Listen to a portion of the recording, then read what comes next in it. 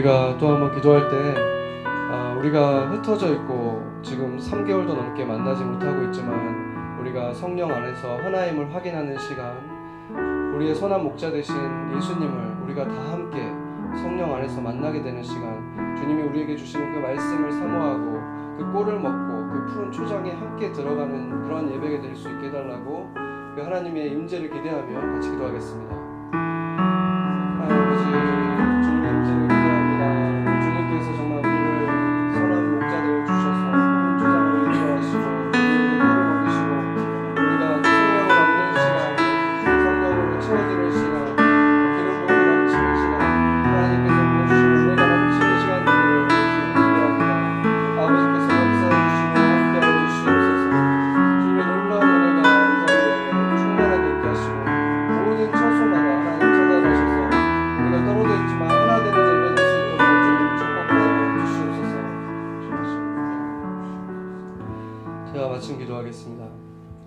하나님 아버지 감사합니다. 어떤 상황 속에서도 예배 드릴 수 있는 길을 열어주시고 이렇게 작은 소수의 사람들이지만 하나님의 말씀을 사모하고 임재를 사모하고 우리를 드리기를 기뻐하는 이러한 교회를 함께 섬기고 사랑할 수 있게 해주셔서 감사합니다.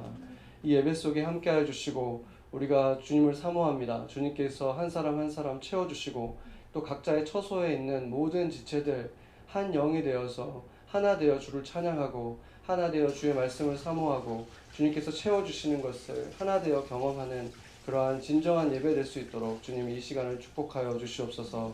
특별히 오늘 최재원 장정인 선교사님이 이 자리에 함께 해주시고 최재원 목사님께서 말씀 전해주실 때 주님께서 주님의 사랑하는 종을 통하여서 우리에게 선한 목자의 그 말씀을 주실 때 우리가 그 말씀으로 다시 살아나고 새롭게 되고 채워지는 시간 허락하여 주시옵소서. 하나님이 하실 그 일들을 기대하며 예수 그리스도의 이름으로 기도드렸습니다. 아멘. 네, 주기도문 같이 하도록 하겠습니다. 하늘에 계신 우리 아버지여, 이름이 거룩히 여김을 받으시오며 나라가 임하옵시며 뜻이 하늘에서 이루어진 것 같이 땅에서도 이루어지이다. 오늘날 우리에게 일용할 양식을 주옵시고 우리가 우리에게 죄 지은 자를 사하여 준 것 같이 우리의 죄를 사하여 주옵시고 우리를 시험에 들지 말게 하옵시며 다만 악에서 구하옵소서. 대개 나라와 권세와 영광이 아버지께 영원히 있사옵나이다. 아멘. 선포하라.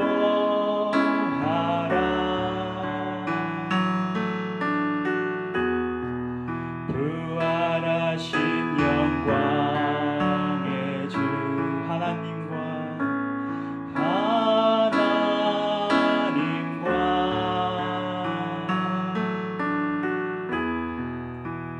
화목하게 하신 주 찬송과 존귀와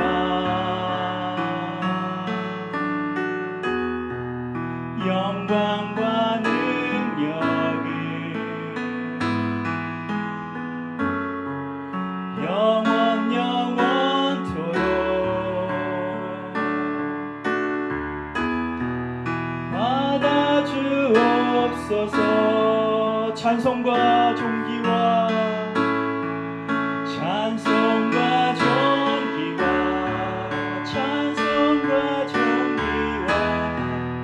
영광과 능력을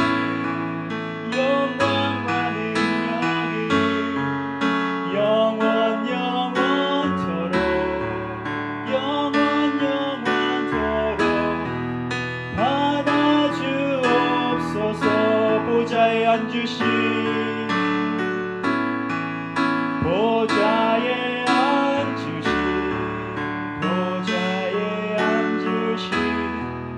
그 어린 양 예수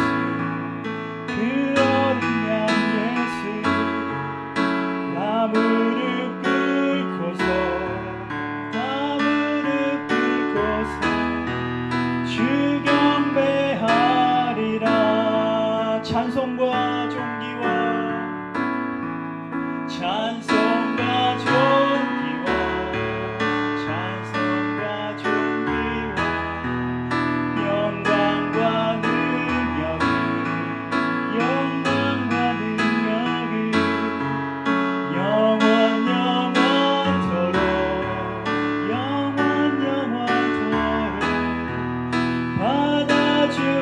주옵소서. 다같이 전심으로 보좌에 앉으신 보좌에 앉으신 그 어린 양 예수,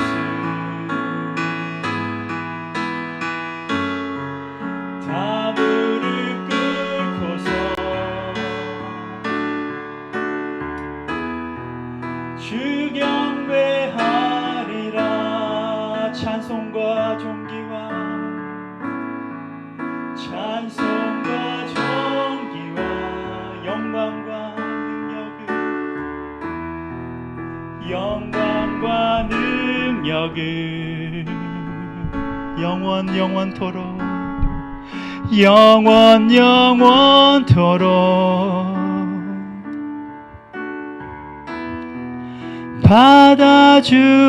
받아주옵소서. 아멘. 주님 영광과 찬송을 받아주시옵소서. 우리 다같이 박수치면서 구원되시고 소망되시는 주님을 찬양하며 나아가도록 하겠습니다. 성령이여 임하소서. 성령이여 임하소서. 메마른 나의 심령 위에 주님의 은혜에 담비 내려 날 흠뻑 적셔 주옵소서. 주의 권세 주의 능력 지금 이 시간 임하셔서 악한 권세 모두 깨뜨리고 주님 나라 임하소서. 영광 할렐루야. 예수의 그 피가 내게 승리 주네. 구원이 되시네. 영광 할렐루야. 예수의 이름이 능력되네.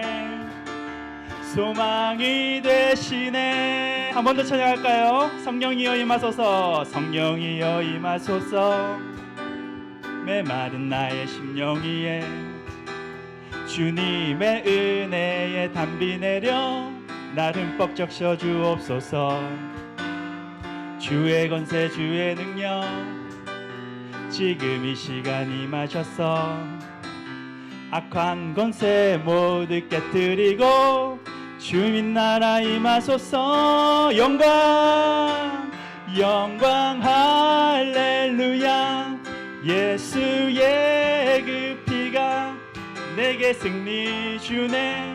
구원이 되시네. 영광 영광 할렐루야. 예수의 이름이 능력되네. 소망이 되시네. 우리 한 번 더 찬양합시다. 성령이여 성령이여 임하소서. 메마른 나의 심령 위에 주님의 은혜에 담비 내려 날 흠뻑 적셔 주옵소서. 주의 권세 주의 능력 지금 이 시간 임하셔서 악한 권세 모두 깨뜨리고 주님 나라 임하소서. 다같이 영광 영광 할렐루야. 예수의 그 피가 내게 승리 주네. 구원이 되시네. 영광 영광 할렐루야. 예수의 이름이 능력되네. 소망이 되시네. 한 번 더 영광 할렐루야. 영광 할렐루야. 예수의 그 피가 내게 승리 주네. 구원이 되시네. 영광 할렐루야. 예수의 이름이 능력되네. 소망이 되시네. 산 위에서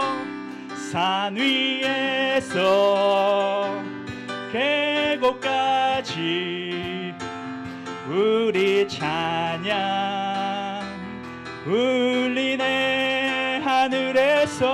하늘에서 열방까지 우리 노래 가득. 한 번 더 큰 목소리로 산 위에서 계곡까지 우리 찬양 울리네. 하늘에서 열방까지 우리 노래 가득하네.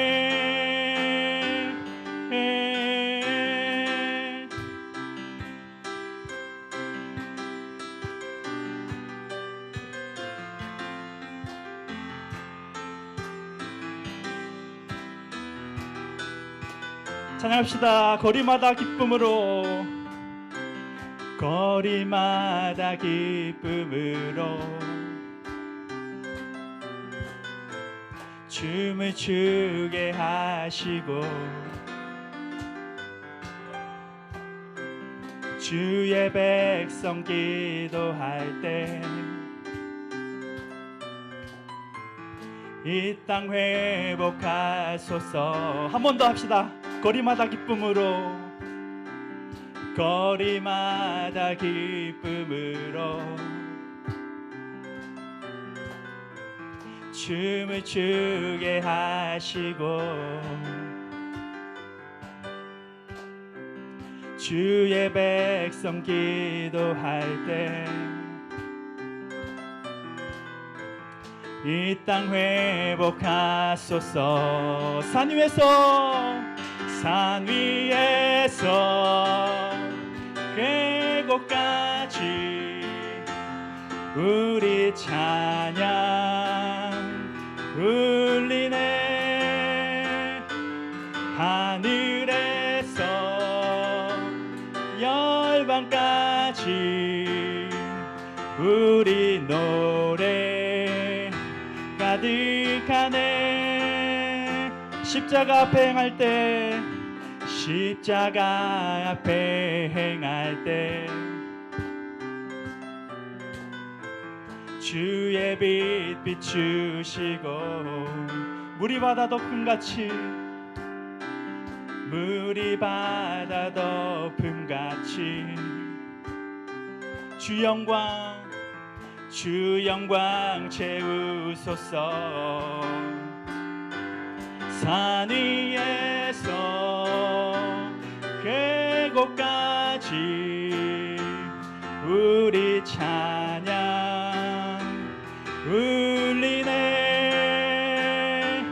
하늘에서 열방까지 우리 노래 가득하네.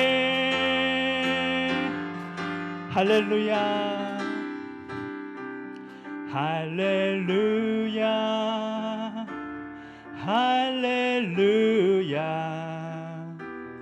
할렐루야 할렐루야 할렐루야 할렐루야 할렐루야 할렐루야 할렐루야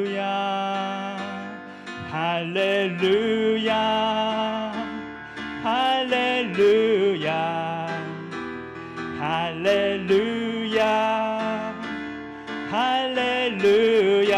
할렐루야 할렐루야 할렐루야 할렐루야 할렐루야.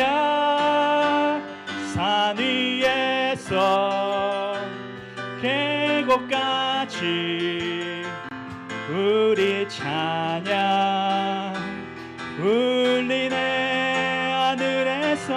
하늘에서 열방까지 우리 노래.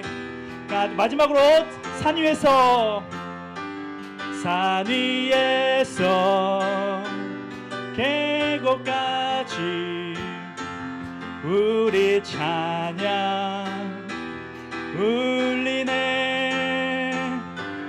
하늘에서 열방까지 우리 노래 가득하네.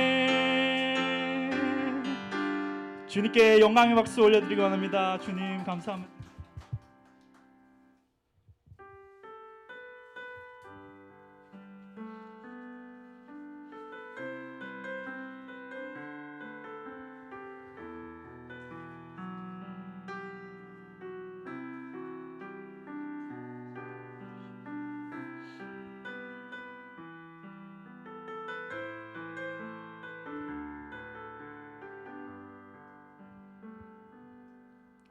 내게 허락하신 시련을 통해 나의 믿음 더욱 강하게 자라나고 험한 산과 골짜기 지나는 동안 주께 더 가까이 나를 이끄시네. 내가 겪는 시험이 어렵고 힘겨워도 내 주님보다 크지 않네. 내 앞에 바다가 갈라지지 않으면 주가 나로 바다 위 걷게 하리. 나는 믿네. 주의 능력으로 내 삶 새롭게 되리. 나는 믿네. 주의 능력으로 담대히 나가리라. 주와 함께 싸워 승리하리라. 날마다 믿음으로 나 살아가리. 내게 허락하신 시련을 통해 나의 믿음 더욱 강하게 자라나고 험한 산과 골짜기 지나는 동안 주께 더 가까이 나를 이끄시네. 내가 겪는 시험이 어렵고 힘겨워도 내 주님보다 크지 않네. 내 앞에 바다가 갈라지지 않으면 주가 나로 바다 위 걷게 나는 믿네.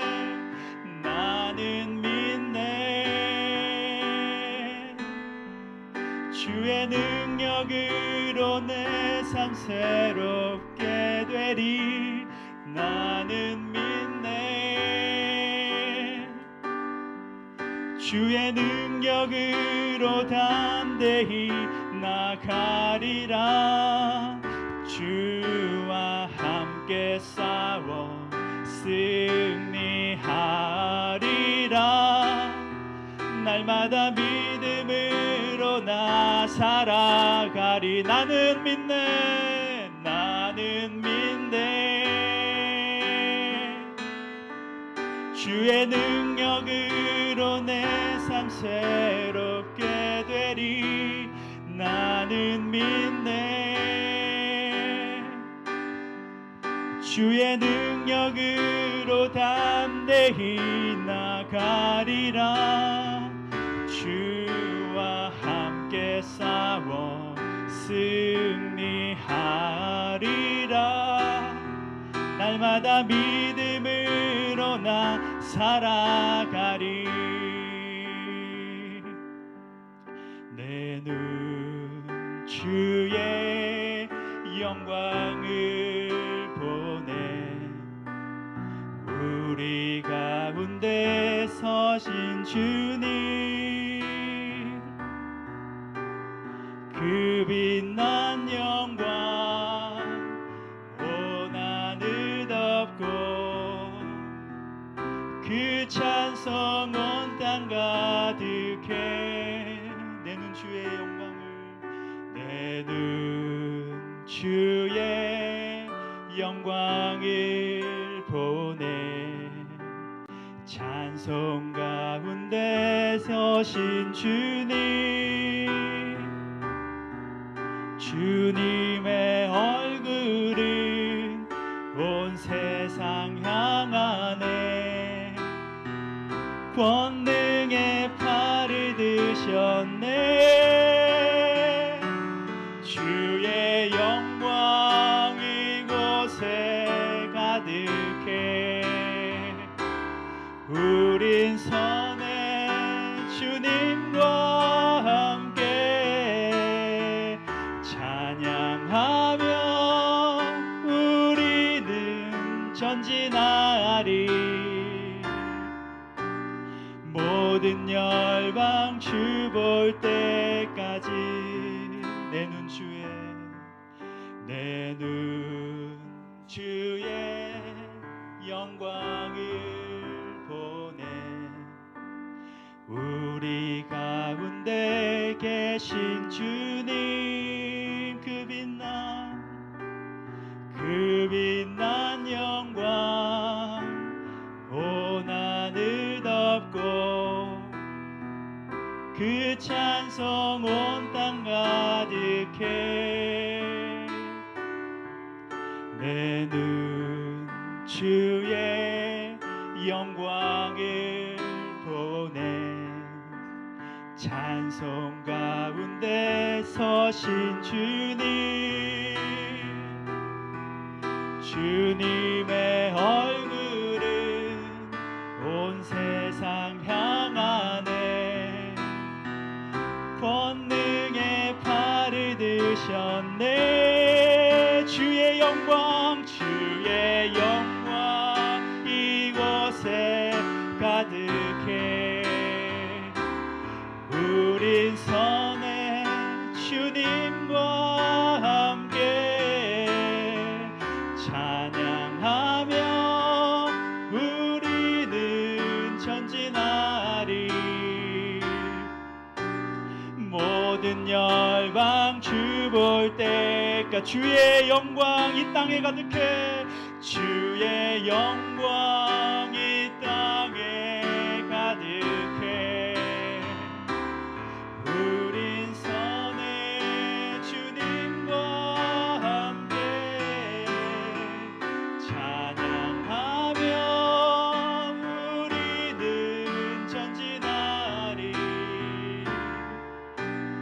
모든 열방 주 볼 때까지 주의 영광 이곳에 가득해. 우린 선의 주님과 함께 찬양하며 우리는 전진하리. 모든 열방 주 볼 때 한 번 더 찬양할까요? 목소리로 주의 영광 이곳에 가득해. 우린 선의 주님과 함께 찬양하며 우리는 전진하리. 모든 열방 주 볼 때까지 찬양하며 우리는 전진하리.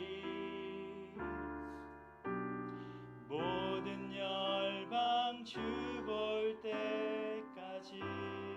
아멘.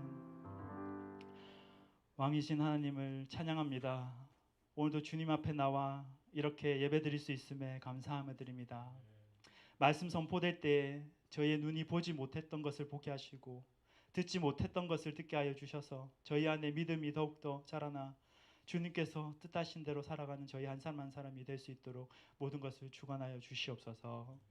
찬양 중에 홀로 영광 받으실 주님을 찬양합니다. 이 모든 말씀 우리 주 예수 그리스도 이름으로 기도드렸습니다. 아멘.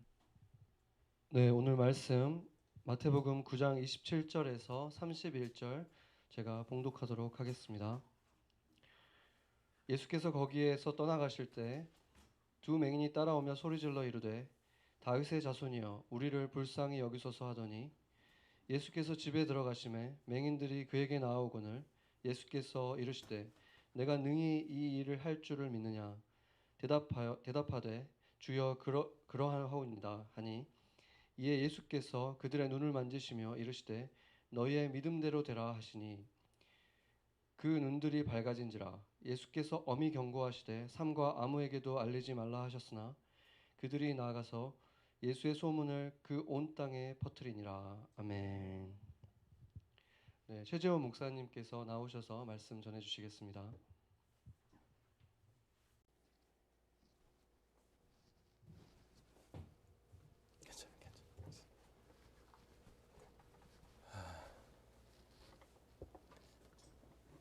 할렐루야. 방송이 나가나요? 네.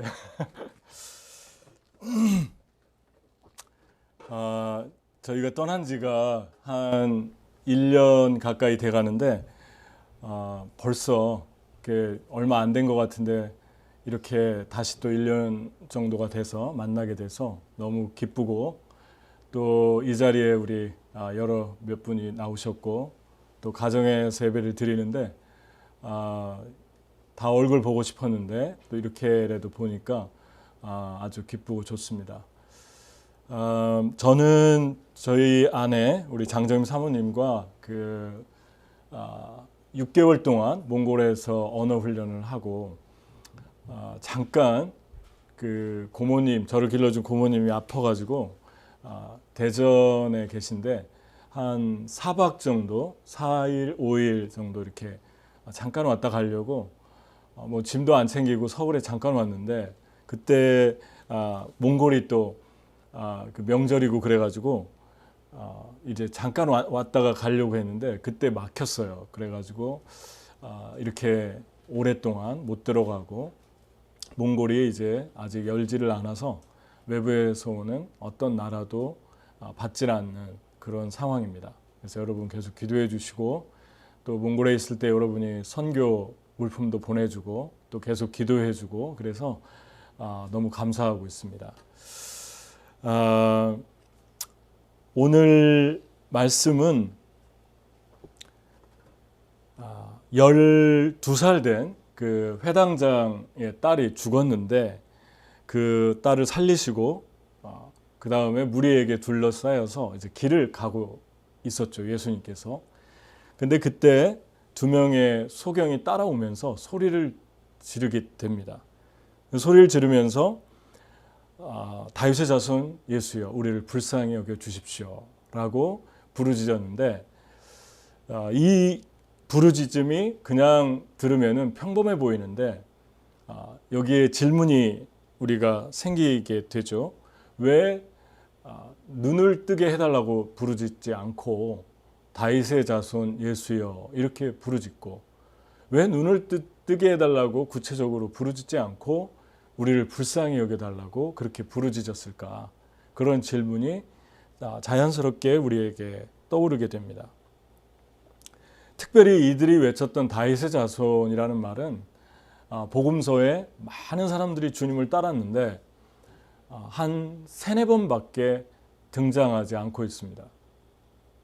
그래서 이렇게 이 다윗의 자손이라고 하는 이 의미가 담고 있는 것을 우리가 알아야 되는데 특별히 아담과 하와가 죄를 졌죠. 뱀에게 유혹을 받아가지고 죄를 졌는데 그때 하나님이 이런 예언을 하셨어요. 약속을 하셨어요. 내가 너로 여자와 원수가 되게 하고 너의 후손도 여자의 후손과 원수가 되게 하리니 여자의 후손은 너의 머리를 상하게 하고 너는 그의 발꿈치를 잡게 될 것이다. 근데 그 후손이 바로 단수입니다. 그래서 그 후손에 대해서 이제 기다리게 된 거죠. 구약의 39권은 유태인들이 우리랑 똑같은 성경을 사용하고 있죠. 그래서 창세기를 모세가 썼다고 믿고 있는데 그 창세기에 나오는 여자의 후손을 계속해서 기다렸던 것입니다. 일이 있고 나서 그냥 여자 남자 이름이 없었는데 그냥 남자 여자로 불렀는데 아담이라고 하는 남자가 여자에게 이름을 지어주죠. 하와라는 이름을 지어주는데 그 이름은 생명이라는 뜻을 가지고 있습니다. 그래서 독일의 신학자 에릭 사우어는 이것을 보면서 아담의 최고의 믿음의 행위였다 그럽니다.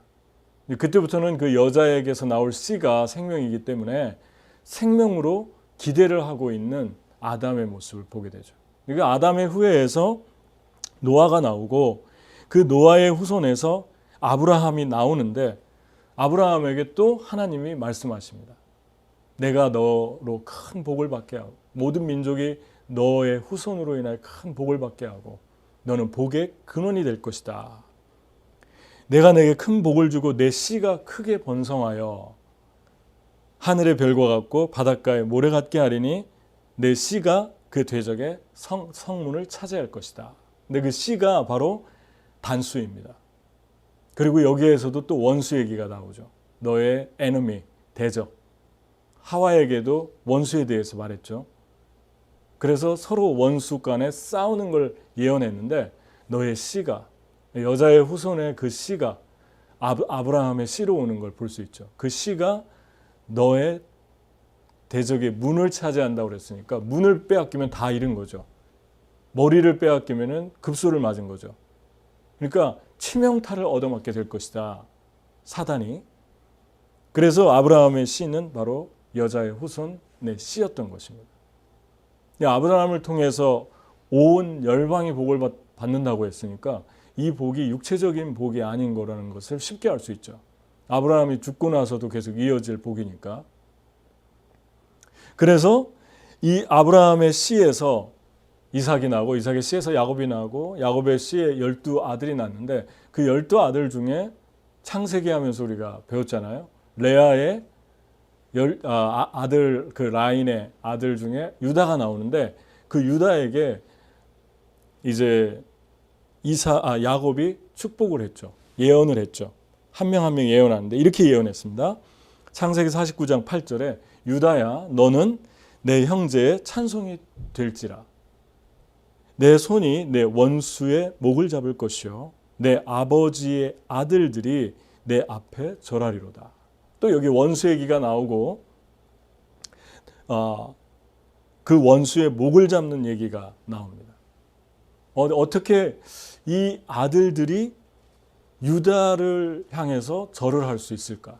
다른 11 아들들이 어떻게 사람을 향해서 하나님만 받을 수 있는 그 예배를 받을 수 있을까? 바로 유다의 후손으로 오는 그 씨를 말하고 있는 것입니다. 예수 그리스도, 여자의 후손. 그래서 그 씨가 찬양과 경배를 받게 되고 그 씨는 원수를 목을 잡을 것이다. 급소를 얘기하죠. 목도 급소입니다. 머리도 급소이죠. 문도 급소입니다. 그러니까 치명타를 줄 것이다. 계속해서 강조하고 있죠. 그리고 나서 유다의 후손에서 다윗이 나옵니다. 다윗이라고 하는 인물은 이 사람 위대했고 영웅이었고 대단했다. 이것을 기록하기 위해서 성경 저자가 성령이 성경 저자를 통해 기록한 것이 아닙니다. 다윗을 통해서 보여주려고 하는 것은 다윗의 후손인 예수 그리스도가 어떻게 다윗의 라인으로 오는가 그것을 밝히려고 했던 것이고 그리고 다윗이 골리앗을 죽였는데 그 골리앗을 넘어뜨리고 죽이는 것이 바로 예수님의 사역, 여자의 후손의 사역의 성격과 아주 흡사합니다. 그래서 급소를 쳐서 넘어뜨리잖아요. 머리를 쳤잖아요. 정수리를 돌로. 그러니까 급소 치명타, 사단의 치명타를 가격하는 다윗, 만군의 여호와의 이름으로. 그래서 바로 그 후손이 예수 그리스도임을 암시하는데 시편 110편 1절에 시편은 원래 70%가 다윗이 썼어요. 나머지는 솔로몬, 또 모세, 그리고 고라자손, 레위 계열의 고라자손들이 썼는데 시편을 예수님이 아주 잘 사용하셨고 인용하셨고 시편은 예언적인 성격을 담고 있습니다. 근데 그 110편 1절에 여호와께서 내 주에게 말씀하시기를 내가 내 원수들로 내 발판이 되게 하기까지 너는 내 오른쪽에 앉아 있으라 그랬습니다. 그러니까 The Lord says to my Lord, sit at my right hand until I make your enemies a footstool for your feet. 그랬습니다. 어떻게 주님이 주님에게 말씀하시나? 주님이 한 분인데 이스라엘의 유대의 신앙은 유일신 사사인데 주님이 두 명이 등장하고 있어요. 다윗이 두 분의 주를 본 거죠. 내 주께서 The Lord says to my Lord 그랬습니다. 내 주께서 주에게 다른 주님에게 말씀하셨다. 예수님에게 말씀하신 거죠. 너는 내 우편에 앉아 있으라. 언제까지요? 내가 내 원수를 너의 원수를 발등상 발로 이기고 밟을 때까지 그때까지 너는 내 우편에 앉아 있으라. 또 원수 얘기를 하고 예수님이 원수의 치명타를 짓밟을 그것을 예언한 건데 1000년 뒤에 예수님이 오셨잖아요. 그러니까 1000년 전에 영적으로 다윗이 본 것입니다. 하나님의 은혜를 입은 사람이죠. 그래서 결국 아브라함과 다윗의 자손 예수 그리스도의 세계라 그렇게 얘기하잖아요. 마태가 유대인들에게 예수가 다윗의 라인으로 오셨다. 아브라함의 여자의 후손, 아브라함의 후손, 다윗의 자손으로 유다 자손으로 해서 다윗의 자손으로 오셨다. 그걸 밝히기 위해서 그 긴 족보를 1장에 쓰는 거예요. 왜냐하면 아이들도 태어나자마자 얼마 있다 유대인들은 전부 여자의 후손에 대해서 배우거든요. 그래서 이스라엘은 그 당시에 여자의 후손을 기다리고 있었던 거예요. 메시아, 구원자. 여자의 후손이 언제 오나. 그 구원자만 간절히 기다리고 있으니까 쉽게 다윗의 후손 그러면 금방 알아듣는 거예요. 이게 무슨 말인지. 메시아를 기다리는 말이라는 거예요. 아멘. 마귀가 오자마자 제일 먼저 알아봤어요. 예수님을. 나사렛 예수여 우리가 당신과 무슨 상관이 있습니까? 우리를 멸하러 왔습니까? 나는 당신이 누구인 줄 아노니 하나님의 거룩한 자입니다. 그러니까 하나님의 사람들이 알아보기 전에 사단이 벌써 예수 그리스도 여자의 후손으로 자기들을 멸하러 온 것을 알았다는 것입니다. 십자가에 죽으실 때 사단의 치명타를 얻어맞은 거죠. 그러니까 십자가의 권세가 예수 그리스도의 그 보혈을 믿을 때 우리 삶에 어느 정도인지 여러분 상상이 좀 되지 않습니까? 어느 정도의 권세를 갖고 있는지. 여러분과 제가 예수 그리스도를 믿는 순간 그 피의 복음이 그 십자가의 권세가 우리 안에 들어오기 때문에 사단을 분별하고 원수의 움직임을 파악하고 원수의 정수리를 친 그 능력 때문에 사단은 우리를 절대 이길 수가 없는 거예요. 아멘? 절대 이길 수 없어요. 우리가 예수 그리스도를 붙들고 있는 한, 우리가 예수 그리스도를 믿는 한. 그런데 이제 히브리서 기자는 자녀들은 혈과육에 속하였으며 그도 또한 같은 모양으로 혈과육을 함께 지니심은 죽음을 통하여 죽음으로 죽음의 세력을 잡은 자 곧 마귀를 멸하시며 또 죽기를 무서워함으로 한평생 매여 종로로 타는 모든 자들을 놓아주려 하심이다. 마귀에게 붙들려 있는 악한 사단의 영향력 아래에 있는 영혼들을 예수님이 십자가에 죽는 순간 푸시기 시작한 거예요. 마귀라고 하면 그냥 어떤 육체적인 어떤 현상, 소리 지르고 이상한 행동하고 그것만을 얘기하는 게 아닙니다.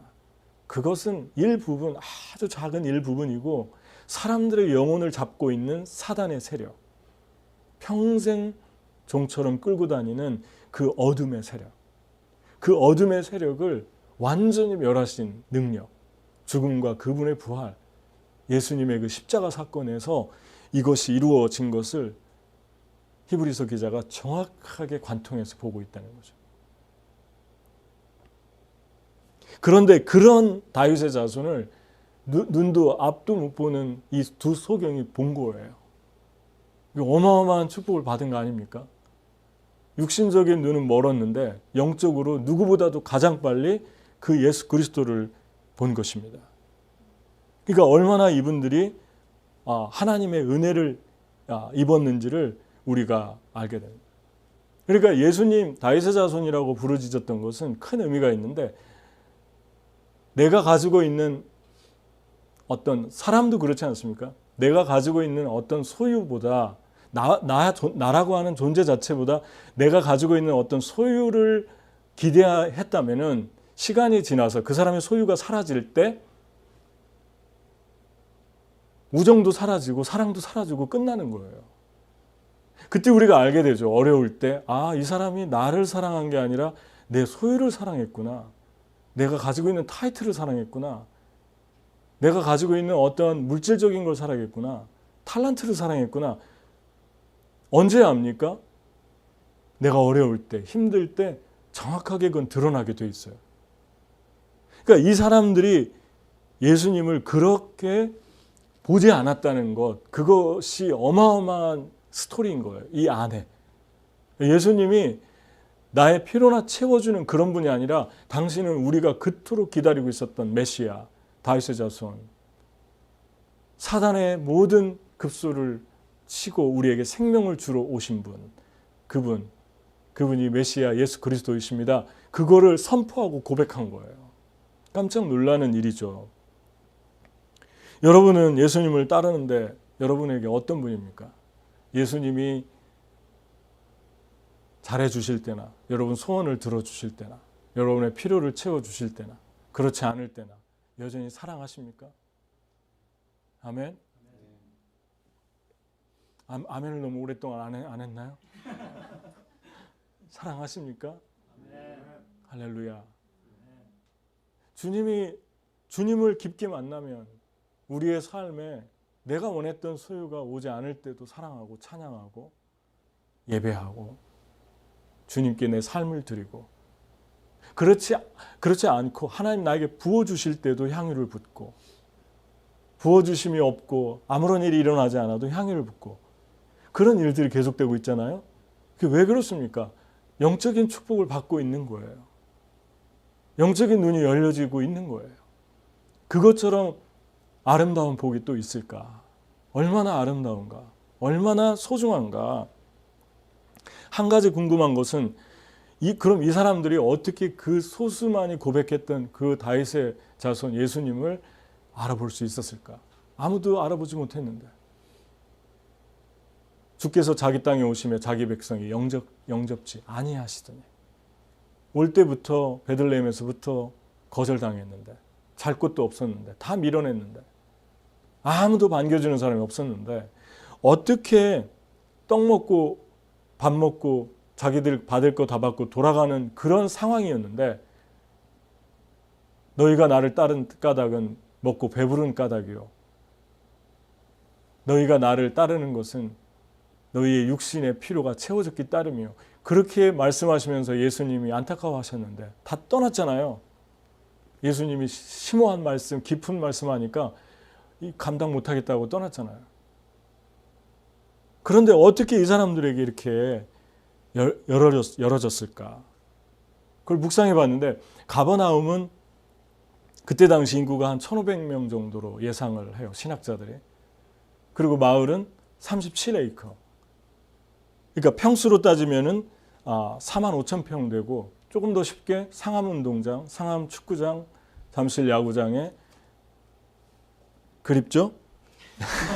16개 정도, 16개를 합쳐놓은 정도니까 어떻습니까? 조그만한 마을이에요.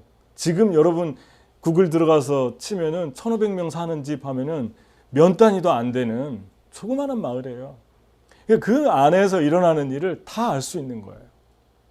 큰 도시에서도 소문만 나면 다 아는데, 그 당시에는 텔레비전도 없고 하니까 귀가 발달된 세대이기 때문에 그냥 한번 말하면은 그냥 여기 프린트처럼 새겨지던 때예요. 그런 게 없어서 보는 것도 없고 듣는 것도 뭐 미디어가 발달되지 않아서 기억력이 너무너무 좋았답니다. 그 당시 AD 1세기는. 그러니까 예수님이 가버나움 성장하기는, 태어나긴 베들레헴, 성장하기는 나사렛, 그리고 사역의 70% 80%는 가버나움에서 이루어졌어요. 가버나움에서 행한 일들이 백부장 하인 고치고 세리 마태가 따르고, 그리고 또 중풍병자 고치고, 베드로의 장모님 고쳐주시고, 회당장의 딸을 살려주시고, 또 혈루증 걸린 여인 고치고, 이런 일을 이 문맥의 앞뒤 보면 하셨는데, 이런 소문, 귀신 들린 자 고쳐주시고, 이런 소문이 다 퍼졌을 거 아닙니까? 그러니까 이 사람들도 들은 거예요. 이 소경들도. 앞은 못 보지만 특히 이 소경들은 거리에서 사는 홈레스들이었으니까 당시에 집이 없고, 그러니까 이 두 명이 마음을 합해서 부르짖으면서 나왔던 것입니다. 마지막 기회라고 했을 것 같아요. 간절하게 애타게 부르짖었죠.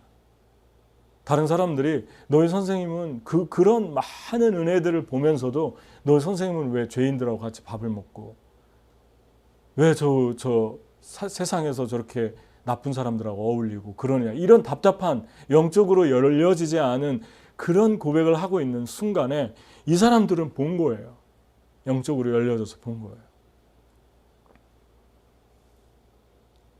여러분, 한마디로 표현하면 은혜예요. 은혜. 어떻게 알았을까? 하나님이 주신 은혜예요. 은혜 밖에는 표현할 길이 없습니다. 하나님의 은혜가 임했어요. 하나님의 은혜가 임하면 영적인 눈이 열려지죠. 그래서 하늘의 것을 보고, 땅에 있는 사람들이 땅에 얘기하는데 바로 옆에 앉아가지고 하늘의 이야기를 하고, 하나님의 깊은 것들을 말한 것보다 더 많이 알아듣고, 그런 놀라운 은혜가 임한 거예요. 아멘. 그런데 한 가지 여기다가 조금 더 확장해서 적용해 보자면, 이 사람들은 앞을 못 보는 것들이 자기들에게 컴플렉스인데, 그 컴플렉스가 긍정적으로 하나님의 나라에 가까이 갈 수 있는 은혜를 부어주실 때 그것이 이들에게 축복이 된 것입니다. 여러분, 소경이라고 어려운 일이 있다고 다 똑같이 반응하진 않아요.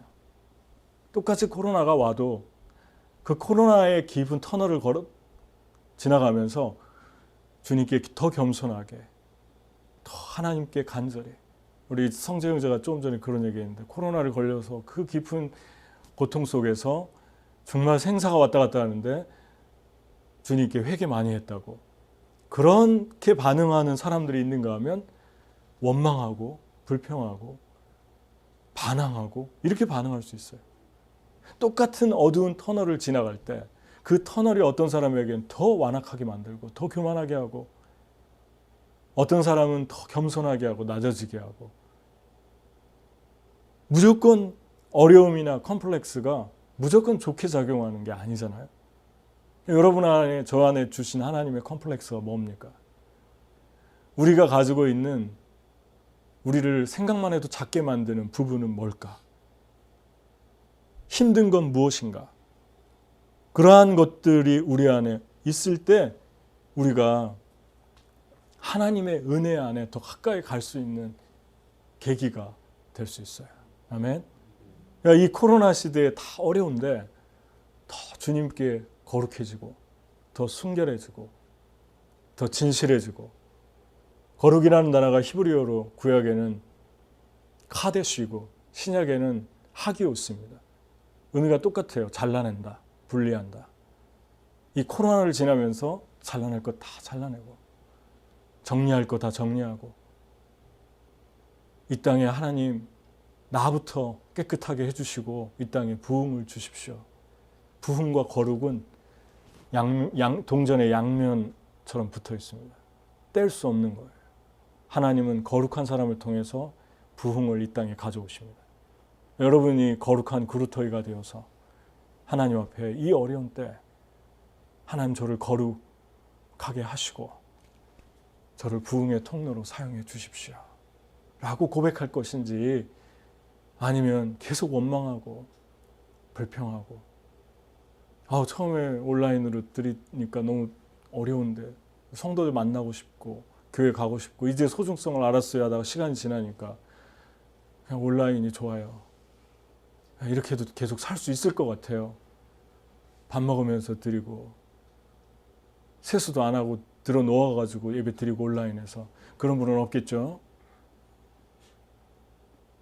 일어난 분도 있을 거예요. 지금 보다가. 하나님 여기 계시다. 내 앞에 계시다. 코람 데오. 데오는 데오스 하나님이고 코람 before. 내가 하나님 앞에 있습니다. 아멘. 그런 믿음의 사람으로 얼마든지 반응할 수 있잖아요. 어려움 때문에 낮아질 수 있고 더 겸손해질 수 있고 더 하나님께 마음이 녹아질 수 있고 물처럼 녹아질 수 있고 그런 놀라운 시간들. 이분들이 바로 그랬다는 것입니다. 근데 여기에서 그치지 않고 이러한 영적인 놀라운 축복을 받았는데 예수님이 더 깊은 은혜의 자리로 이들을 데려가십니다. 여기에 머물러 있으면 안 돼. 내가 주님 알아봤고 내가 주님 소유만이 아니라 나는 주님 사랑하고 거기에 멈춰 있지 말라는 것을 그 다음 말씀을 통해서 보게 되는데 이 사람들의 반응과 예수님의 반응을 보면서 두 가지 우리가 넘어가야 될 경계를 만나게 됩니다. 예수님께 그렇게 부르짖었는데 거리에서 사람들 둘러싸여 있는데 예수님이 보통은 복음서를 보면 원하는 대로 다 해줬어요. 누구든지 믿음만 가지고 나오면 네 믿음대로 되라. 가라. 그냥 그 자리에 세계를 주셨는데 어쩐 일인지 한 두 사람에게는 그렇게 하지 않았어요. 그 중에 한 사람들이 바로 이 두 소경입니다. 집으로 싹 들어가신 거예요. 아무 말도 하지 않고. 얼마나 냉정하게 보입니까? 예수께서 집에 들어가시며 맹인들이 그에게 나오거늘. 28절. 그러니까 얼마나 여러분 맹인들이 상처받을 행동이에요. 아무 말도 하지 않고 집에 들어간 거예요. 예수님 집이 있었어요. 가버나움에. The house라고 그랬으니까. 그 집이 있었어요. 예수님 머무는 집이 있었어요. 그러니까 맹인들이 그에게 나오거늘 들어간 거예요. 맹인들은 절대 그 당시에 홈레스였기 때문에 정상적인 사람의 집에 들어갈 수 없었어요. 여러분 상상을 해보세요. 냄새나고 홈레스로 살던 사람이 깨끗하게 정돈된 집에 들어갈 수 있겠어요? 아마 불편해서 못 들어갈 거예요. 우리가 만약에 홈레스라고 가정을 한다면. 그런데 예수님이 어떻게 예수님 따라가다 보니까 응답을 안 하니까 그 길로 싹 들어간 거죠. 또 한 부류가 있어요. 또 한 사건이 있었는데 이 여자도 유일하게 네 부류의 사람들 중에 두 번째 나온 사람인데 이 여자도 다윗의 자손이라고 부르짖었어요. 드로지경이 있어요. 번이게. 그 당시에 페니키아. 이스라엘의 지도를 보면 북쪽 서편에 지중해에 붙어있는 나라죠. 두로와 시돈. 그런데 그 지역은 이스라엘 땅이 아니었는데 예수님이 그 땅에 들어갔어요. 그러니까 예수님은 신약에서 바울보다도 더 먼저 제 첫 번째 선교사셨던 거예요. 선교를 하셨어요. 두로 지역에 들어갔어요. 아무도 들어가지 않는 개처럼 취급하는 땅을 예수님이 들어갔어요. 유대인들은 상종도 안 했는데. 특히 사마리아 땅도 가운데 있는데 거기 들어가지 않고 돌아왔잖아요. 밑으로. 들어가면 나까지 개스러워지니까 나까지 더러워지니까 그들하고 상종하지 않겠다. 예수님이 들어갔어요. 그런 땅에. 선교사로 들어간 거예요. 여자가 나와가지고 엎드리면서 정말 불쌍한 고백하잖아요. 내 딸이 귀신 들렸다고. 고쳐달라고. 예수님께서 얼마나 잔인한 말씀하셨습니까? 자녀의 떡을 취해서 개들에게 주는 것이 마땅하지 않다. 여자가 그러잖아요. 개들도 자녀의 상에서 떨어지는 부스러기를 먹고 삽니다. 예수님이 뭐라고 얘기하죠? 네가 이 말을 하였으니, 이 말씀 중요해요. 네가 이 말을 하였으니 돌아가라. 귀신이 내 딸에게서 나갔느니라 하시매 여자가 집에 돌아가 본즉 아이가 침상에 누웠고 귀신이 나갔더라. 언제 나갔습니까? 이 말을 할 때. 그 말이 어떤 말입니까? 내가 너를 고쳐줘도 네가 다시 너를 개처럼 생각하는 것에 둘러싸여 살 텐데 네가 너 자신이 사랑받는 존재라고 분명한 아이덴티티, 정체성을 갖지 않으면 고쳐줘봤자 그 열등감에서, 그 우월감을 왔다 갔다 하는 열등감과 우월감에서 딸에게 영향이 갈 거 아니에요. 귀신 들리는 건 시간 문제일 것 같아요. 그거 고쳐주면 뭐 하겠습니까? 이 여자부터 주님이 다루신 거예요. 일종의 테스트였던 것입니다. 네가 이 말을 했으니, 이 말을 했다는 건 무슨 말입니까? 내가 듣고 싶은 말을 했다. 그래, 그렇게 살아라. 어떤 상황이 너에게 다 더해져도, 여러분 그렇지 않습니까? 우리가 살아가는데 두 가지를 경험하잖아요. 하나는 내가 가해자가 될 때가 있고, 다른 하나는 피해자가 될 때가 있어요. 내가 다른 사람한테 가치를 부여하지 않을 때가 있고, 다른 사람이 나한테 가치를 부여하지 않을 때가 있죠. 그 두 가지의 경계를 넘어서라는 것이 여기 집으로 데리고 온 예수님의 의도입니다. 여러분들에게 누가 다른 사람이 가치를 부여해서 너는 이거 못하잖아, 너는 이거밖에 안 되잖아 라고 했을 때 넘어가라는 거예요. 넘어가라는 거예요. 나는 사랑받는 존재입니다. 나는 주님의 은혜 부스럭이라도 받아야겠습니다. 나는 그 주님의 은혜로만 살 수 있습니다. 그런 고백을 할 때, 이 말이 얼마나 중요한지 아시겠죠, 여러분? 그런 고백을 할 때 주님이 놀라운 일들을 시작하신 거예요. 그 가정에 평생 해결되지 않았던 문제가, 시로라이 같은 문제가, 엉킨 문제가 풀어진 거예요. 아멘. 여러분과 제가 삶을 뛰어넘는 고백들을 할 때 내가 무너져야 될 경계가 무엇인가 깊이 생각해 보는 거예요. 이 사람들에게, 이 두 소경분들에게 무너져야 될 경계는 뭐라고 생각하십니까? 나는 노멀한 사람의 집에 절대로 우리는 못 들어가. 절대 저기 들어가면 안 돼. 우리는 여기서 우리끼리 살아야 돼. 나도 여기 살아야 돼. 예수님 말씀하시는 거예요. 눈을 뜨기 전에 그 경계를 무너뜨리라는 것입니다. 너희들끼리 계속 살려고 하지 말라는 것입니다. 나와서 더 많은 사람을 사랑하고, 더 많은 사람을 품고, 더 많은 사람을 끌어안고, 평생 몇 사람하고 맨날 실갱이 하다가, 맨날 관계 훈련하다가, 맨날 상처받고, 그렇게 우물한 개구리의 삶을 그만 정리하고 툴툴 털어버리고 나와 함께 내 집으로 들어가자. 또 다른 세상이 있다. 아멘. 그게 예수님 주시는 메시지입니다. 1880년도에 1900년도 초에 이탈리아 화가 중에 이제 어떤 사람이 있었냐면 그 이름이 모달리아나라는 화가를 아시나요? 처음 들어보죠. 그 모딜리안이라는 화가가 있었는데 그 화가 그림은 알 거예요, 여러분. 사람 얼굴을 이렇게 길쭉하게 그리는 사람인데. 근데 이 사람이 1918년에 14살 차이가 났는데 자기 애인이 32살에 만났는데 화가 지망생이었고 이 사람은 화가였는데 안 알려져서 가난하게 살던 그런 화가였어요. 근데 얼굴을 항상 이렇게 길쭉하게 사람들을 그려가지고 그걸로 유명했는데 이 사람과 둘이 사랑에 빠졌어요. 그 여자 이름이 잔 에비테른이라는 여자인데 연인이 돼서 같이 동거를 하면서 사는데 그 여자를 얼굴을 초상화를 그렸습니다. 근데 너무 길쭉하게 그렸는데 애수에 차 있기도 하고 쓸쓸해 보이기도 하고 그런데 아몬드 같은 눈을 그렸는데 눈동자를 안 그린 거예요.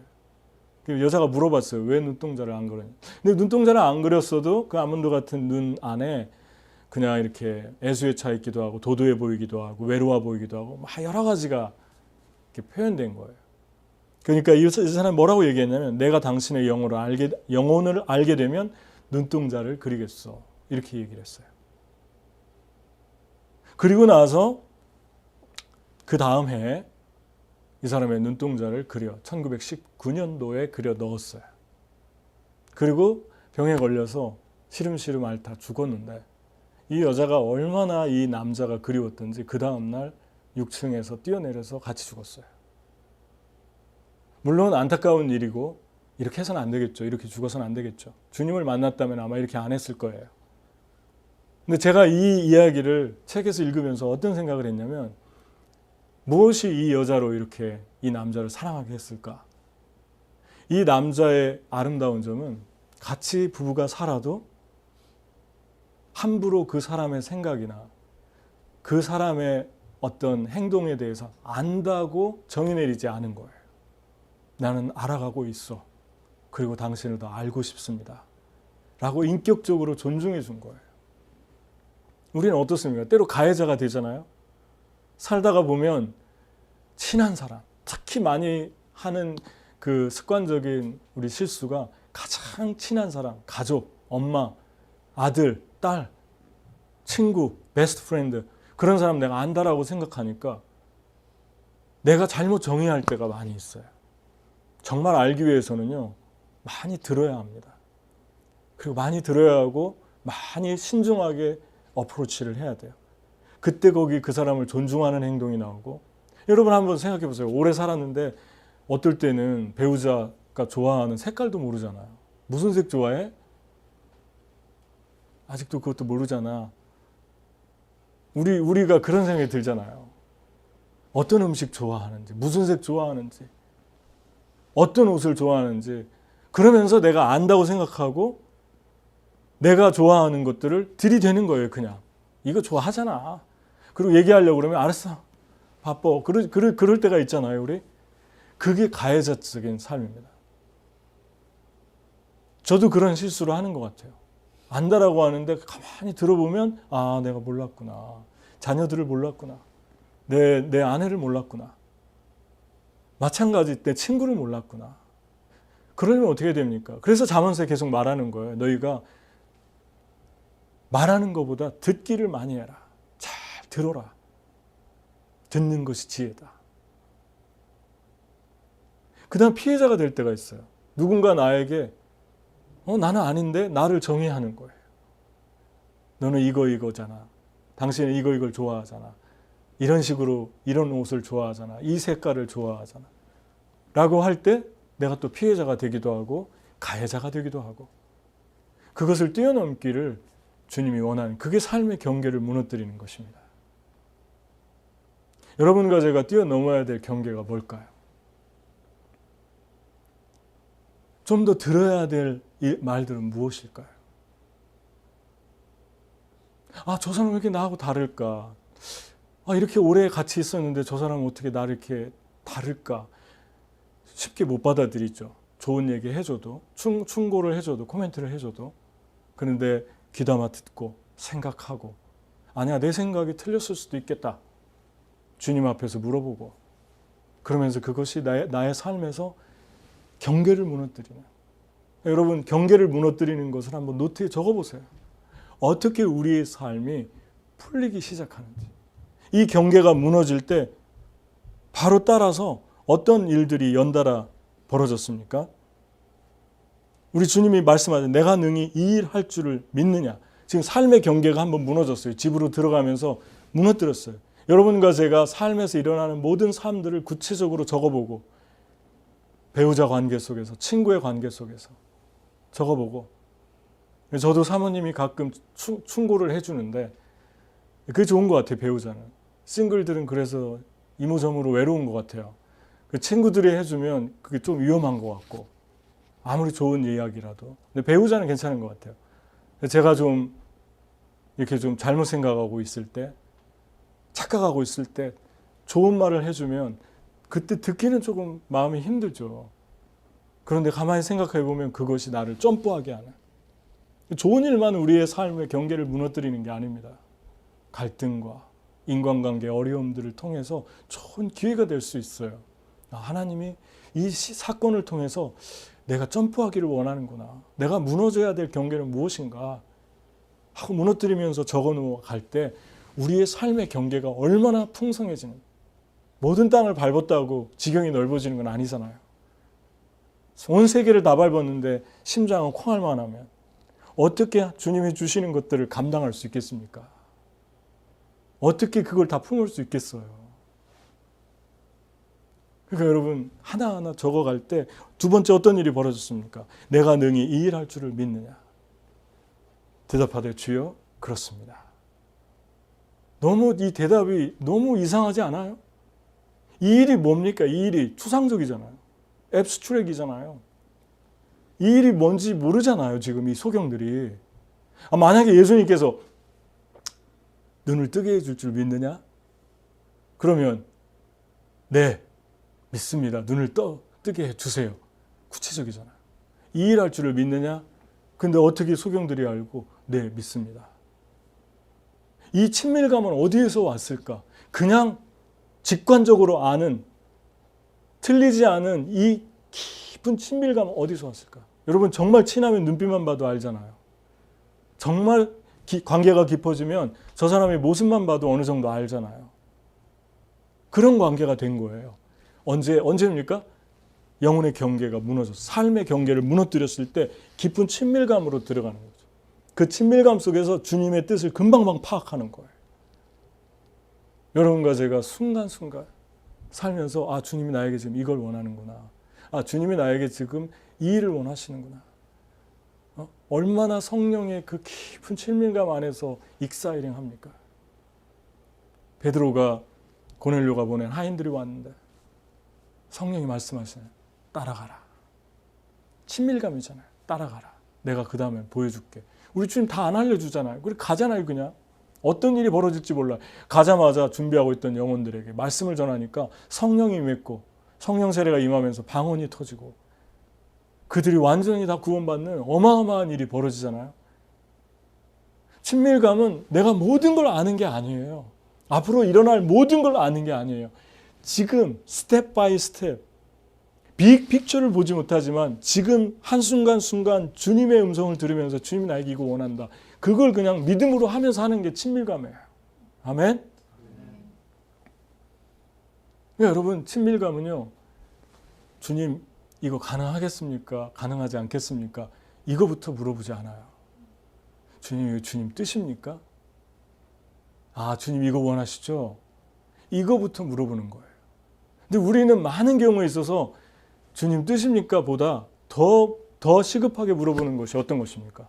이거 가능할까요? 주님 이거 내가 해낼 수 있을까요? 주님 이거 가능할까요? 그게 주님과 내가 지금 거리감이 많이 생기고 있다는 것입니다. 현실만 보는 거예요. 현실만. 우리 주님이 우리에게 말씀하시면 뭐든지 다 이루어질 것을 믿습니까? 불가능한 것이 없는 것을 믿습니까? 주님이 그걸 원하는 거예요. 이 일 할 줄을 믿느냐? 네, 주님. 믿습니다. 금방 안 거예요. 이 일 눈을 뜨게 할 줄을 믿느냐? 아, 이거 가능할까요? 그렇게 얘기하지 않았어요. 믿습니다. 주님이 원하시면 다윗의 자손이니까 창조주의 아들이니까 하실 수 있습니다. 믿습니다.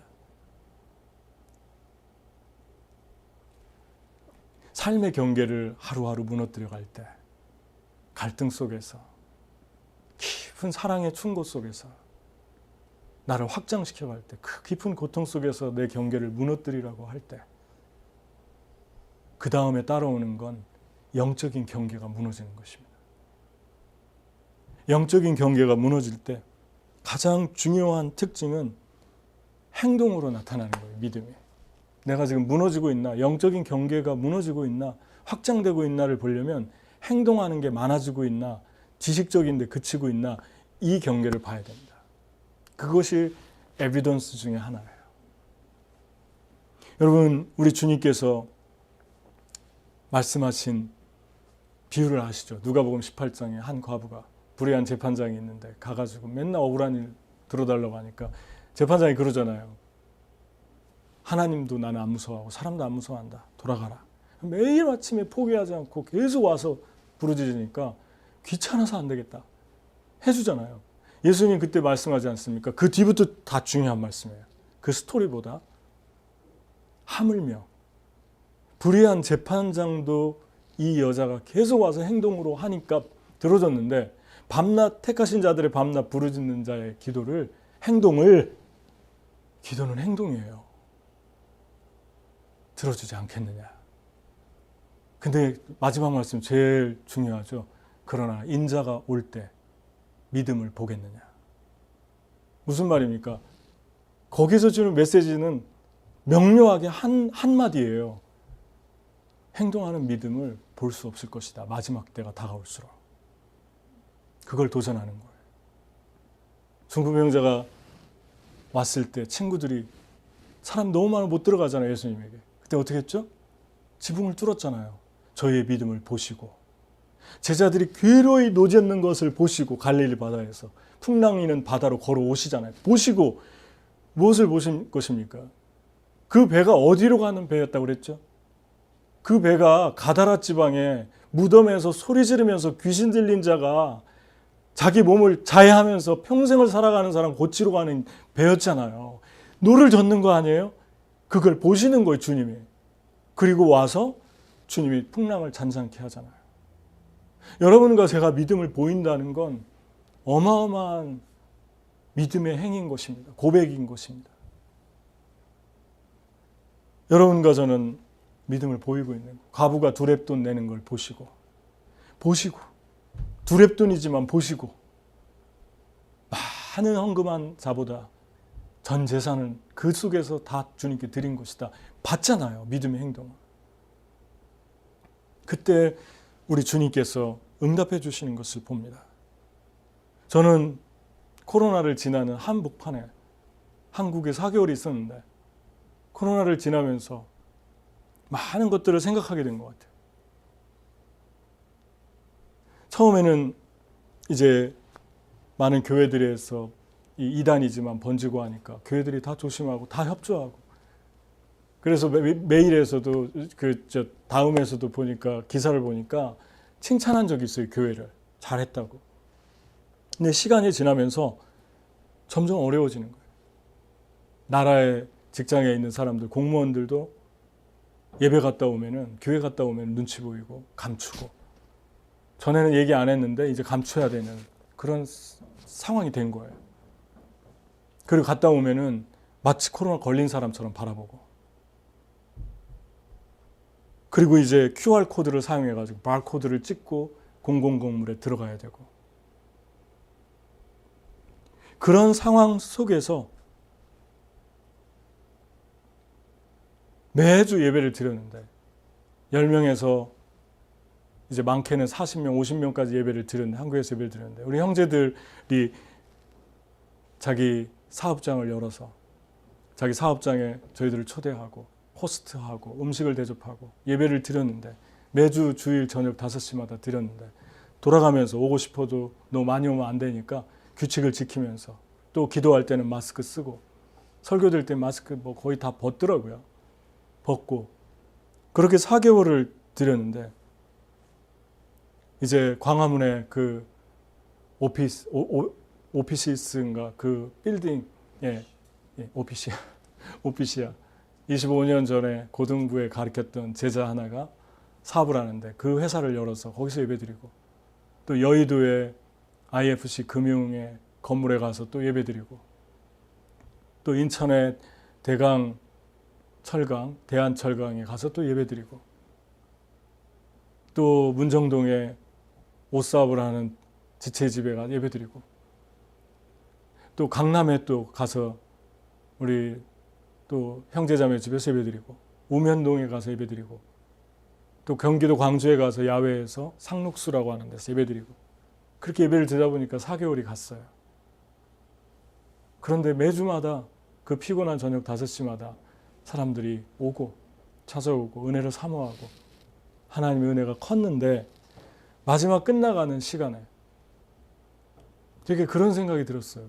이 4개월 동안 예배 드리면서 이 문을 열고 우리를 호스트해주고 자기 회사를 오픈해서 교회로 삼아준 것은 아브라함이 이삭을 드렸던 모리아의 예배 같구나. 향유를 300데나리온 향유를 예수님의 발에 부었던 향유 같구나. 모든 걸 걸고 드린 거예요. 모든 걸 걸고 자기의 사업도 장소도 인격도 자기의 모든 것들을 걸고 하나님께 예배 드린 거예요.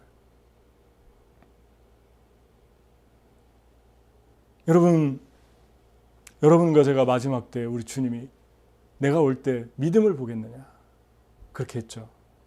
여러분과 제가 마지막 때가 가까울수록 어쩌면 이런 일들은 더 헤비하게 우리에게 다가올 수 있어요. 준비를 해야 되는 것입니다. 나는 어떻게 살 것인가? 전에는 얘기하지 않았는데 이제 감춰야 되는 시대입니다. 핍박을 받기 때문에. 근데 나는 이 상황 속에서 어떤 크리스찬으로 살아갈 것인가? 계속 감출 것인가? 아니면 그리스도인이라고 고백할 것인가? 제가 스타벅스 바로 앞에 아침마다 가서 커피를 이제 사기도 하고 그랬는데 주일날 나가보니까 8시, 9시에 문을 여는데 8시에 줄을 쫙 서 있어요. 20, 30대 젊은이들이. 주로 고객들은 20대 젊은이들, 그것도 70, 80%는 20대 직장 다니는 분들, 이런 분들이. 문도 안 열었는데 1시간 전부터 서 있는 거예요. 그리고 스타벅스 들어가잖아요. 그러면 얼마나 말을 크게 하는지 꽉 찼어요. 스타벅스가 항상. 그리고 거기에서 얼마나 많이 마스크를 벗고 얘기하면 그 큰 소리에 튀겠습니까? 저 믿음은 어디에서 왔을까? 하나님께 예배 드릴 때는 저렇게 몸을 떨면서 저 믿음은 어디서 왔을까? 식당에 갔는데 바로 코앞에 앉은 분의 얘기가 들리지 않을 정도로 꽉 차고 마스크를 벗고 식사를 하시는데 진짜 담대한 얼굴들이에요. 너무 편안하게 아무런 세상 걱정 없이 그냥 활짝 웃으면서 빛이 나는 얼굴로 음식들을 드시는 거예요. 저 믿음은 어디에서 왔을까? 왜 하나님께는 이렇게 발발 떨까? 코로나의 고통이 어떤 건가 저는 겪어보지 않았기 때문에 모릅니다. 마스크 쓰지 말자는 얘기 아니에요. 거리 두기 하지 말자는 얘기 아니에요. 우리 지체들 정말 열심히 지켰어요. 지금도 지키면서 예배드리고 있고. 그런데 한 가지 생각해 봐야 될 것은 하나님에 대해서 상대적으로 생각을 하고 평가를 하잖아요.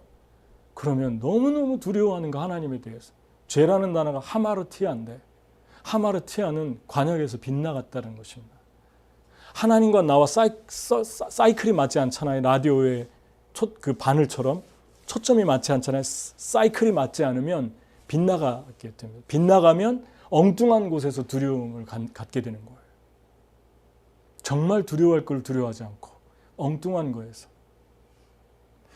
두렵지만 여러분과 저는 믿음으로 반응하며 사는 사람이 되어야 합니다. 내가 너에게 준 마음은 근심하는 마음, 두려워하는 마음이 아니라 사랑과 능력과 근신하는 마음이 아니라 스피릿이라고 그랬어요. 영을 주었다. 스피릿, fearful한 스피릿이 아니라 담대한 영을 너에게 주었다. 아멘. 그래서 여러분, 주님께서 사람들에게 준 본능이에요. 태어나면서부터. 로마서에 보면 3가지 주님을 알만한 것이 인간 안에 주셨다고 그랬는데, 하나는 자연을 보면은 내가 보일 것이다. 핑계치 못할 것이다. 2번째, 너희 양심이 증거할 것이다. 죄를 지면 내가 있다는 증거다. 3번째, 하나님을 믿을 만한 것이 너희 안에 있도다. 믿음의 본능을 주었다는 것입니다. 태어나면서부터. 그래서 아이는 부모를 믿는 거예요. 의지하는 게 아니라 완전히 신뢰하고 믿는 것이죠. 여러분, 아파트에서 어떻게 잡니까? 저 요즘에 14층에서 딸 집에서 자고 있는데 어떻게 잡니까?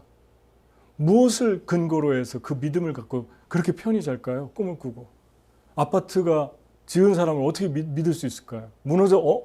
하룻밤에 무너져 내릴 수 있다고 생각하면 여러분 1시간이라도 거기 있을 수 있을까요? 근데 사람들이 너무 잘 자고 너무 잘 생활하고 공중에 떠 있는데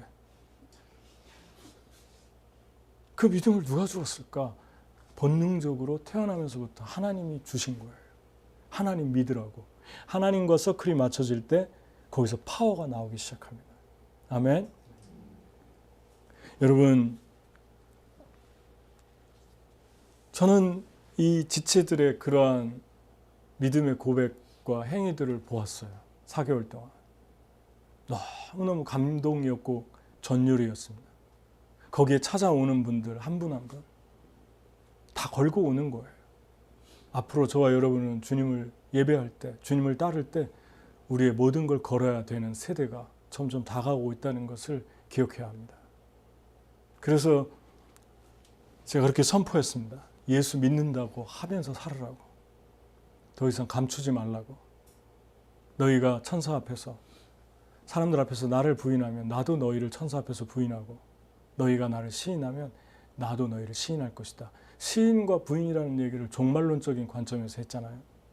그러니까 마지막은 주님 오실 때 가까워지면 주님 부인하는 일들이 비일비재하게 일어난다는 것입니다. 말로 직접 안 해도 행동으로. 말은 믿음이 있는데 행동은 안 보이는 거예요. 여러분, 믿음으로 사십니까? 믿음을 보이고 있습니까? 여러분이 보이는 믿음은 어떤 것입니까? 믿음은 지식인가요? 추상적인 단어인가요? 믿음은 실제입니다. 아멘. 하나님이 우리에게 주신 믿음이 어떤 일들을 우리에게 이루어가는지를 우리가 지금도 보고 있잖아요. 그래서 여러분의 삶 속에서 계속해서 삶의 자아를 무너뜨리십시오. 경계를 무너뜨리십시오.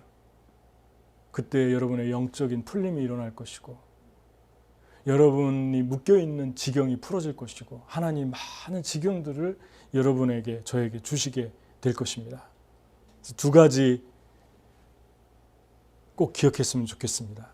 첫 번째, 우리가 보이는 믿음으로 살 때 지금 다가오고 있는 다음 세대들은 우리의 모습을 보면서 갈렙과 여호수아가 그런 믿음으로 고백할 수 있었던 것은 모세의 믿음을 보았기 때문이에요. 정탐꾼 12명 말고 2명만 보냈을 때 그들이 믿음으로 와서 100% 고백할 수 있었던 것은 여호수아의 믿음을 보았기 때문이에요. 그러한 믿음을 보여줄 때 또 다른 믿음을 보고 따라오는 세대가 일어날 것입니다. 그래서 오늘 말씀이 보이는 믿음의 세대를 일으키는 세대가 되자. 그래서 주님께서 여러분과 저의 삶의 경계를 무너뜨리고 또 이제 도전하실 때 내가 내 삶의 경계에 무너뜨려야 될 영역은 무엇인가? 그 선은 무엇인가? 그 첫 번째 질문이고 두 번째 행동으로 보여야 할 믿음의 영역은 무엇인가? 같이 기도하겠습니다.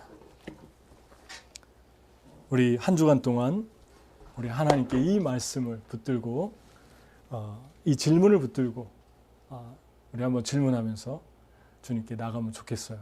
그리고 우리 모두가 정말 어려운 상황 속에서 우리 온라인으로 또 예배드리고 그렇게 지금 주님을 섬기고 있는데 속히 주님 우리가 다시 모여서 예배드릴 수 있도록 속히 우리가 찬양할 수 있도록 그런 상황이 나오게 해주시고 또 우리가 믿음으로 발을 내딛게 해 주옵소서.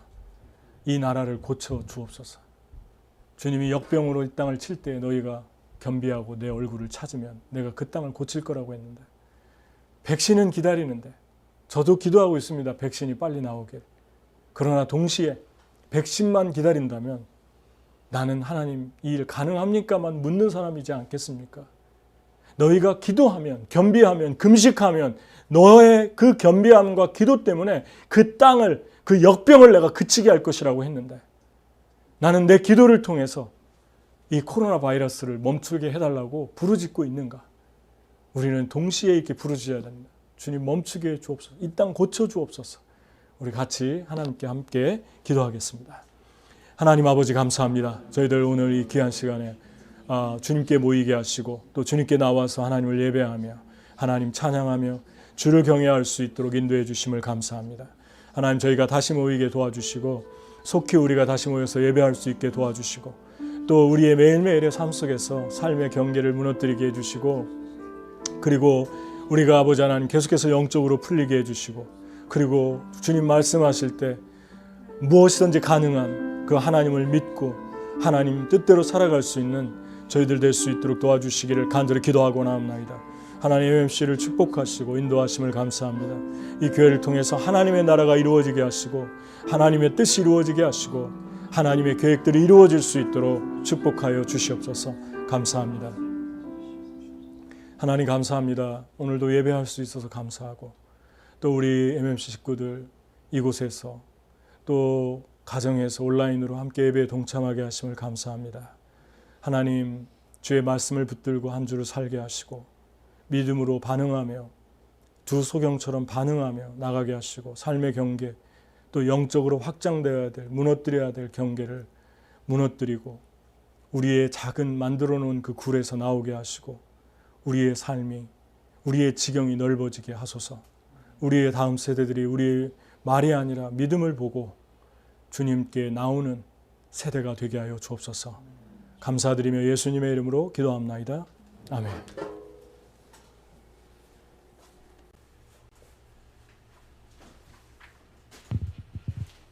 네, 감사합니다. 네, 오랜만에 저도 이제 예배를 같이 드리는데 너무 큰 은혜가 있었고 또 많은 도전을 받았습니다. 네, 최재원 목사님과 장정임 사모님이 저희와 함께 할 수 있는 기간이 2달 가까이 이제 있기 때문에 몇 차례 더 모시고 또 말씀 듣고 같이 예배드리는 시간을 갖게 될 텐데 제가 나중에 추후 공지하도록 하겠습니다. 네, 오늘 북클럽이 오늘 이제 처음으로 이제 그 읽은 내용을 가지고 나누는 시간을 가질 텐데 1시 15분 예정되어 있습니다. 그래서 여러분들이 다른 스케줄을 가지는 분들도 있는 것 같은데 조들마다 정해진 시간에 만나서 나눔을 가지면 좋겠습니다. 그리고 지난주에 저희가 그 사우스다코타 그 영상을 콰이어 영상을 이제 같이 함께 보고 이제 제가 사우스다코타 선교사님들에게 보내드렸는데 그 조금 안타까운 소식이 있습니다. 그 사우스다코타의 그 오웬 목사님이 이제 손녀를 낳으셨는데 첼시라는 막내딸을 통해서 근데 그 아이가 그 뇌가 정상적으로 발달되지 않은 상태로 태어났는데 그래서 의사 얘기로는 태어나서 살 수 없다라고 얘기를 했는데 지금 2주 넘게 아무리 생각해도 너무 신기하게 이제 호흡을 할 수 있어서 뇌가 거의 없는데도 그 기적적으로 이제 계속 기도를 하고 있기 때문에 하나님께서 살게 해주고 계십니다. 그래서 그럼에도 이제 많이 좀 위로가 필요하고 또 슬픔 속에 계신데 저희가 보내드린 영상이 또 여러분이 또 같이 모아주신 선교 헌금이 있죠. 저희가 몸으로 가진 못하지만 헌금을 모아서 보내드리기로 했는데 저희가 생각했던 것보다 많이 모였어요. 총 2,100불이 모였어요. 저희 교회 원래 예산을 가지고 있던 것도 있는데 거기에 더해서 지금 또 이렇게 모아주셨는데 제가 생각했을 때도 우리가 지금 코로나도 있고 직업을 잃으신 분도 많은데 생각보다 많이 모여서 놀랐는데 그 오해 목사님으로부터 그 소식을 들었을 때 제가 깨닫게 된 것이 있었습니다. 물론 뭐 그 아픔과 이 슬픔이 돈을 가지고 해결될 수 있는 건 아니지만 저희가 이런 상황 속에서도 콰이어로 해서 영상도 만들 수 있었고 또 이런 선교 헌금을 보내드릴 수 있었다는 것을 생각했을 때 이 모든 게 다 하나님이 그분에게 보여주는 작은 위로와 또 어떤 사인이라는 생각이 들었어요. 그분들을 사랑하고 계시고 그분들의 사역을 하나님께서 함께하고 계신다는 그런 작은 사인이 그런 절실한 이 시기에 우리를 통해서 그런 걸 보여주시는구나. 그래서 그런 말씀도 제가 드리고 같이 기도도 하고 통화하면서 했었는데 여러분들이 계속해서 사우스다코타 땅과 또 오웬 목사님, 바비 사모님 가족을 위해서 첼시를 위해서 계속 기도해 주시면 좋겠습니다. 네. 당분간은 이제 저희가 온라인 예배를 계속 드릴 수밖에 없는 상황이지만 이렇게 오늘도 몇몇 분이 참여하셨고 또 미디어팀 찬양팀이 참여하고 있는데 다음 주에도 이렇게 계속 진행을 하고 변화가 있을 때 또 공지를 여러분에게 드리도록 하겠습니다. 네, 저희가 그 만나지 못하기 때문에 이렇게 서로 축하해주기가 어려워서 생일을 제가 대표로 하고 있는데 한 명이 또 다음 주에 7월 6일 내일이네요. 내일 생일이 한 명 있어요.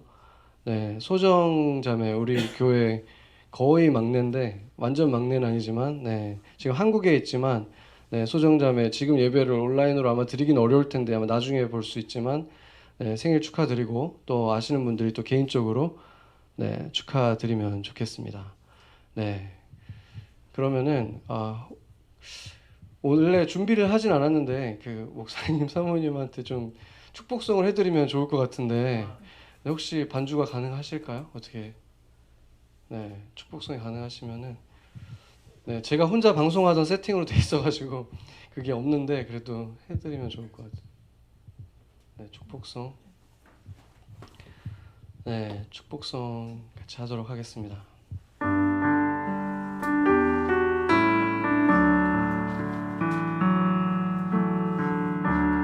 당신은 하나님의 언약 안에 있는 축복의 통로, 당신을 통하여서 열방이 주께 돌아오게 되리. 네, 감사합니다. 제가 축도하도록 하겠습니다. 이제는 우리 주 예수 그리스도의 은혜와 아버지 하나님의 크신 사랑과 성령님의 감동 감화 역사하심이 이러한 시기에도 믿음을 보이기를 결정하고 또 지금까지 오히려 숨겨왔던 나의 아이덴티티를 온 세상에 드러내며 부끄러워하지 않고 살아가는, 그렇기로 결단하고 앞으로 살아갈 맨하탄 선교교회 성도들 한 사람 한 사람과 또 온 땅에 있는 그리스도인이란 이름을 가진 모든 성도들의 머리 위에 이제로부터 영원토록 함께 하시기를 간절히 축원하옵나이다. 아멘.